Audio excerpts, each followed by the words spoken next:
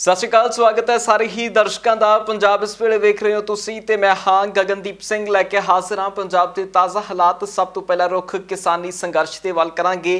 किसान जथेबंदियां दे आगुआं ने प्रैस वार्ता की है। इस प्रैस कॉन्फ्रेंस दे विच किसान आगुआं ने भाजपा के मंत्रियों के वलों अंदोलन दे विच आउण वाले पैसे के उत्ते कीती जाण वाली टिप्पणी का जवाब दिता। किसान आगुआं ने उस कली गल का जवाब दिता जिसनूं लैके अंदोलन के उत्ते ਵੱਖੋ ਵੱਖਰੀ किस्म ਦੀਆਂ टिप्पणियां भाजपा आगुआं ਦੇ ਵੱਲੋਂ ਕੀਤੀਆਂ ਜਾਂਦੀਆਂ ਨੇ। बीते दिन तो भाजपा ਦੇ ਆਗੂਆਂ ਦੇ ਮੂੰਹ ਦੇ ਉੱਤੇ ਚਰਚਾ ਸੀ ਕਿ जो भी फंडिंग किसानी अंदोलन हो रही है उस फंडिंग के वाल असीं ध्यान देवांगे। सो उस फंडिंग के बारे खुल के किसान जथेबंदियां ने जवाब दिता। अज अपनी प्रैस कॉन्फ्रेंस में एक तो जिहड़ा केंद्र सरकार का हुण तक का जिहड़ा रवैया वा ਉਹਦੇ ਵਿੱਚ ਜਿਹੜਾ ਨਵਾਂ ਪਹਿਲੋਂ ਵੀ ਸੀਗਾ ਤੇ ਇੱਕ ਨਵਾਂ ਆਇਆ ਦੌਰ ਵੀ ਜਿਵੇਂ ਉਹਨਾਂ ਨੇ ਨਵੇਂ ਸਿਰ ਤੋਂ ਇਹ ਇਲਜ਼ਾਮ ਸ਼ੁਰੂ ਕਰ ਦਿੱਤੇ ਆ ਵੀ ਕਿਸਾਨਾਂ ਆਗੂਆਂ ਨੂੰ ਇਹ ਅੰਦੋਲਨ ਦੀ ਬਾਹਰੋਂ ਫੰਡਿੰਗ ਹੁੰਦੀ ਆ ਤੇ ਇਹ ਅੰਦੋਲਨ ਵਿਦੇਸ਼ਾਂ ਤੋਂ ਕੰਟਰੋਲ ਹੁੰਦਾ ਵਾ। ਮਤਲਬ ਅੰਦੋਲਨ ਨੂੰ ਬਦਨਾਮ ਕਰਨ ਲਈ ਇੱਕ ਨਵਾਂ ਹੱਥ ਕੰਡਾ ਆ, एक नवा होर रूप आया भी जिमें आड़तियां दे खिलाफ छापेमारी हुई आ इनकम टैक्स डिपार्टमेंट वालों ते उन्हां नूं भी कहा जाता भी तुसीं सपोर्ट करदे जे इस अंदोलन दी ते उहदे ते साडा इन्ना ही कहना भी ये बदले की भावना नाल हुण मोदी सरकार ये कुछ कर रही आ। अकाली भाजपा की 10 साल पंजाब च सरकार रही आ। जे लगदा सी भी कानून का कुछ अजिहा गलत कर रहे आ तो उस समय विच उन्होंने कभी इस तरह की कार्रवाई नहीं की तो हुण ही क्यों कार्रवाई करने की लोड़ पई आ। शायद उन्होंने लगता भी इस तरीके नाल किसानां दी हमायत जिहड़ी आ पंजाब दे विच व्यापारी तबका जां होर तबके जिहड़े कर रहे आ उन्हां नूं जिहड़े आ वापस करवा दांगे। अगली गल भी प्रधानमंत्री जी पैरल खेती कानूनां नूं वाजब ते सही दस्सण लई अड अड थावां ते विचार चर्चा करते ने किसानां नाल, पर जिहड़े किसान उन्हां दे दर ते आके बैठे ने पिछले लंबे समय तो उन्हां कोले उन्हां नूं मिलदा समां नहीं हैगा। नौवें पातशाह साहिब श्री गुरु तेग बहादुर जी की शहादत के दिन के उत्ते देश के प्रधानमंत्री नरेंद्र मोदी भी दिल्ली के विच स्थित गुरुद्वारा रकाबगंज साहब के विच नतमस्तक होने के लिए पहुंचे, जिथे उन्होंने इस मौके के उत्ते इतिहास नूं भी जाणिया ते इस मौके के उत्ते उन्हां दा कहना सी कि गुरुद्वारा साहिब के विच आके उन्हां दे मन नूं शांति मिली है। 8:30 बजे के करीब प्रधानमंत्री जी अचानक गुरुद्वारे से मत्था टेकन आए। उन्होंने आके मत्था टेके परिक्रमा की, उसे फिर महाराज का जो रुमाला साहब है उन्होंने भेंट किया। रुमाला असी चढ़ा के फिर उन्होंने असी गुरु घर का सरोपा बख्शिश किया उन्होंने दिता।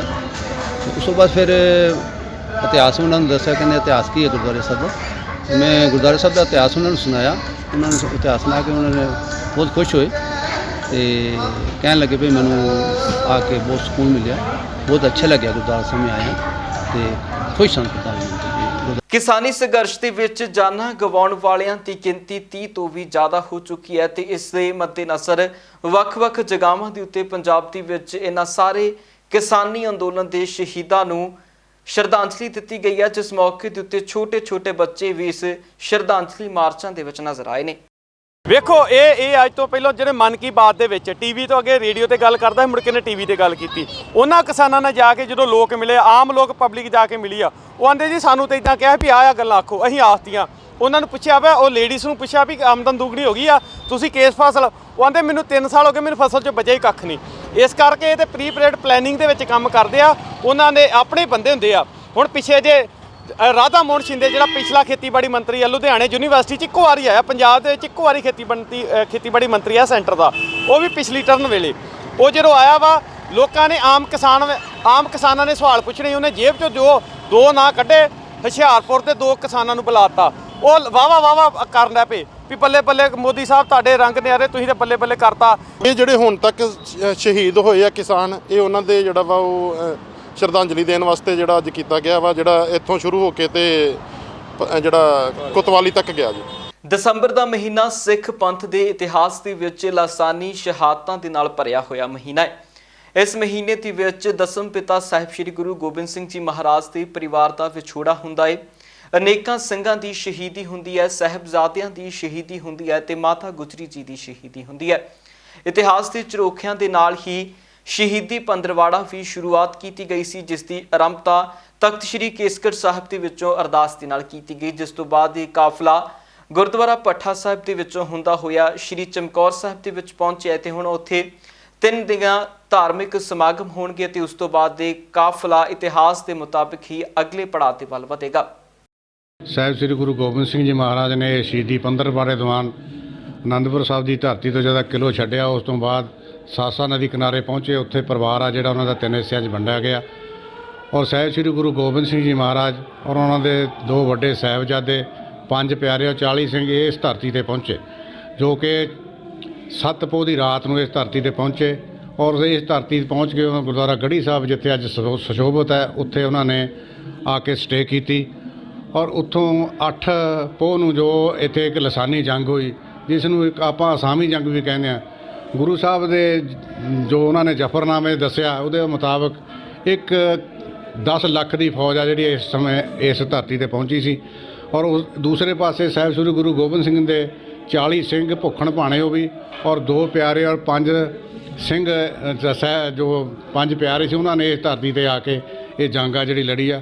ਸਾਹਿਬ ਸ੍ਰੀ ਗੁਰੂ ਗੋਬਿੰਦ ਸਿੰਘ ਮਹਾਰਾਜ 8 ਪੋਹ ਦੀ ਰਾਤ ਨੂੰ 8 ਪੋਹ ਦੇ ਦਿਨ ਨੂੰ ਜਦੋਂ ਜੰਗ ਸ਼ੁਰੂ ਹੋਈ ਤਾਂ 5-5 ਜਥੇ ਦੇ ਰੂਪ ਵਿੱਚ 5-5 ਸਿੰਘਾਂ ਨੂੰ ਤੋਰਿਆ ਔਰ ਸਾਹਿਬ ਸਾਹਿਬਜ਼ਾਦਾ ਬਾਬਾ ਅਜੀਤ ਸਿੰਘ ਨੇ ਜਦੋਂ ਦੇਖਿਆ ਕਿ ਸਿੰਘ ਸ਼ਹੀਦ ਹੋ ਰਹੇ ਤਾਂ ਉਹਨਾਂ ਨੇ ਗੁਰੂ ਸਾਹਿਬ ਨੂੰ ਬੇਨਤੀ ਕੀਤੀ ਕਿ ਮੈਂ ਵੀ ਜੰਗ ਵਿੱਚ ਜਾਣਾ ਚਾਹੁੰਦਾ ਤਾਂ ਗੁਰੂ ਸਾਹਿਬ ਨੇ ਆਪਣੇ ਹੱਥਾਂ ਨਾਲ ਸਜਾ ਕੇ ਉਹਨਾਂ ਨੂੰ ਜੰਗ ਦੇ ਵਿੱਚ ਭੇਜਿਆ ਔਰ ਉਹਨਾਂ ਨੇ ਸ਼ਹੀਦੀ ਦਿੱਤੀ। ਇਸੇ ਤਰ੍ਹਾਂ ਛੋਟੇ ਸਾਹਿਬਜ਼ਾਦਾ ਬਾਬਾ ਜੁਝਾਰ ਸਿੰਘ ਜੀ ਵੀ, ਉਹਨਾਂ ਨੇ ਵੀ ਬੇਨਤੀ ਕੀਤੀ ਤਾਂ ਉਹਨਾਂ ਨੂੰ ਵੀ ਗੁਰੂ ਸਾਹਿਬ ਨੇ ਜੰਗ ਦੇ ਵਿੱਚ ਤੋਰਿਆ ਔਰ ਉਹਨਾਂ ਨੇ ਵੀ ਸ਼ਹੀਦੀ ਪ੍ਰਾਪਤ ਕੀਤੀ। ਇੱਕ ਬਹੁਤ ਵੱਡੀ ਜੰਗ ਆ ਜਿਹੜੀ ਇੱਥੇ ਹੋਈ ਸੀ ਔਰ ਗੁਰੂ ਸਾਹਿਬ ਨੇ ਜੋ ਸੰਕਲਪ ਅਨੰਦਪੁਰ ਤੋਂ ਧਰਤੀ 'ਤੇ ਲਏ ਸੀ, ਉਹਨਾਂ ਨੂੰ ਵੀ ਇੱਥੇ ਪੂਰਾ ਕੀਤਾ। ਜਿਵੇਂ ਉਹਨਾਂ ਨੇ ਕਿਹਾ ਸੀ, ਜਿਵੇਂ 1.25 ਲੱਖ ਸੇ ਇੱਕ ਲੜਾਊਂ ਤਵੀ ਗੋਬਿੰਦ ਸਿੰਘ ਨਾਮ ਕਹੂੰ, ਉਹ ਵੀ ਇਹ ਸੰਕਲਪ ਇਸ ਧਰਤੀ 'ਤੇ ਪੂਰਾ ਕੀਤਾ ਔਰ 5 ਪ੍ਰਧਾਨੀ ਸਮਾਜ ਜੋ ਗੁਰੂ ਸਾਹਿਬ ਨੇ ਕਿਹਾ ਸੀ ਵੀ 5 ਪਿਆਰੇ ਜੋ ਵੀ ਹੁਕਮ ਕਰਨਗੇ ਉਹ ਹਰੇਕ ਇਨਸਾਨ ਨੂੰ ਮੰਨਣਯੋਗ ਹੋਏਗਾ, ਉਹ ਵੀ ਗੁਰੂ ਸਾਹਿਬ ਨੇ ਹੁਕਮ ਇੱਥੇ ਉਹਨਾਂ ਦਾ ਮੰਨਿਆ। ਜਦੋਂ ਗੁਰੂ ਸਾਹਿਬ ਬਾਜਦ ਸੀ ਕਿ ਮੈਂ ਵੀ ਮੈਦਾਨੇ ਜੰਗ ਵਿੱਚ ਜਾਣਾ,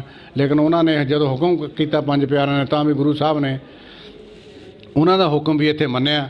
ਤੇ ਹੁਣ ਤੁਹਾਨੂੰ ਦਰਸ਼ਨ ਕਰਵਾਵਾਂਗੇ ਉਸ ਸਥਾਨ ਦੀ ਜਿਸ ਸਥਾਨ ਦੇ ਉੱਤੇ ਛੋਟੇ ਸਾਹਿਬਜ਼ਾਦੇ ਬਾਬਾ ਜ਼ੋਰਾਵਰ ਸਿੰਘ ਜੀ, ਬਾਬਾ ਫਤਿਹ ਸਿੰਘ ਜੀ ਅਤੇ ਧੰਨ ਮਾਤਾ ਗੁਜਰ ਕੌਰ ਜੀਆਂ ਨੇ ਰਸੋਈਏ ਗੰਗੂ ਦੇ ਘਰ ਰਾਤ ਬਿਤਾਈ ਸੀ। ਇਤਿਹਾਸਕਾਰ ਦੱਸਦੇ ਨੇ ਕਿ ਜਦੋਂ ਛੋਟੇ ਸਾਹਿਬਜ਼ਾਦੇ ਅਤੇ ਮਾਤਾ ਗੁਜਰੀ ਜੀ ਗੰਗੂ ਦੇ ਘਰ ਦੇ ਵਿੱਚ ਰਾਤ ਬਿਤਾ ਰਹੇ ਸਨ ਤਾਂ ਉਸ ਵਕਤ ਗੰਗੂ ਨੇ ਲਾਲਚ ਦੇ ਵਸ ਆਉਂਦਿਆਂ ਉਹਨਾਂ ਦੀ ਮਾਇਆ ਚੋਰੀ ਕਰਨ ਤੋਂ ਬਾਅਦ ਚੋਰੀ ਦਾ ਝੂਠਾ ਰੌਲਾ ਪਾ ਦਿੱਤਾ ਤੇ ਜਦੋਂ ਮਾਤਾ ਗੁਜਰੀ ਜੀ ਨੇ ਗੰਗੂ ਨੂੰ ਇਸ ਦੀ ਸੱਚਾਈ ਦੇ ਰੂਬਰੂ ਕਰਵਾਇਆ ਤਾਂ ਉਸਨੇ ਗੁੱਸੇ ਦੇ ਵਿੱਚ ਆਉਂਦਿਆਂ ਮਾਤਾ ਗੁਜਰੀ ਜੀ ਅਤੇ ਛੋਟੇ ਸਾਹਿਬਜ਼ਾਦਿਆਂ ਦੀ ਮੋਰਿੰਡੇ ਦੇ ਕੋਤਵਾਲ ਦੇ ਕੋਲ ਸ਼ਿਕਾਇਤ ਕਰਵਾ ਦਿੱਤੀ ਸੀ, ਜਿਸ ਤੋਂ ਬਾਅਦ ਇਸ ਸਥਾਨ ਦੀ ਉੱਤੋਂ ਛੋਟੇ ਸਾਹਿਬਜ਼ਾਦਿਆਂ ਅਤੇ ਮਾਤਾ ਗੁਜਰੀ ਜੀ ਨੂੰ ਗ੍ਰਿਫਤਾਰ ਕਰਕੇ ਮੋਰਿੰਡੇ ਦੇ ਵੱਲ ਲਿਜਾਇਆ ਗਿਆ ਸੀ।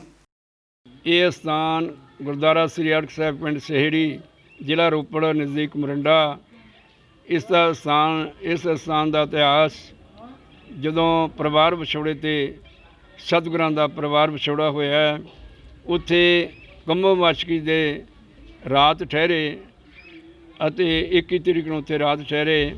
ਉੱਥੇ ਗੰਗੂ ਬ੍ਰਾਹਮਣ ਇਸ ਪਿੰਡ ਦਾ ਮਿਲ ਗਿਆ। ਗੰਗੂ ਬ੍ਰਾਹਮਣ ਆਪਣੇ ਘਰ ਪਿੰਡ ਸਹੇੜੀ ਲੈ ਕੇ ਆ ਗਿਆ ਇਸ ਸਥਾਨ 'ਤੇ ਗੁਰਦੁਆਰਾ ਸ੍ਰੀ ਅੜਕ ਸਾਹਿਬ ਵਿਖੇ ਅਤੇ ਇੱਥੋਂ ਫਿਰ ਮੋਰਿੰਡੇ ਜਾ ਕੇ ਜਾਨੀ ਮਾਨਿਕਾ ਮੋਰਿੰਡੇ ਥਾਣੇਦਾਰ ਨੂੰ ਜਾ ਕੇ ਕੋਤਵਾਲੀ ਸਾਹਿਬ ਤੋਂ ਗੁਰਦੁਆਰਾ ਕੋਤਵਾਲੀ ਸਾਹਿਬ ਫਿਰ ਉੱਥੇ ਲੈ ਗਏ, ਉੱਥੇ ਰਾਤ ਰਹੇ।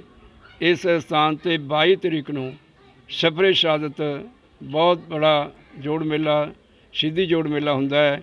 ਸੋ ਸਾਰੀਆਂ ਸੰਗਤਾਂ ਨੂੰ ਬੇਨਤੀ ਹੈ, ਆਪਣੇ ਪਰਿਵਾਰਾਂ ਸਮੇਤ ਬੱਚਿਆਂ ਨੂੰ ਲੈ ਕੇ, ਸਾਧ ਸੰਗਤ ਨੂੰ ਲੈ ਕੇ ਇਸ ਸਥਾਨ ਦੇ ਦਰਸ਼ਨ ਕਰਨ ਦੀ ਕਿਰਪਾਲਤਾ ਕਰੋ।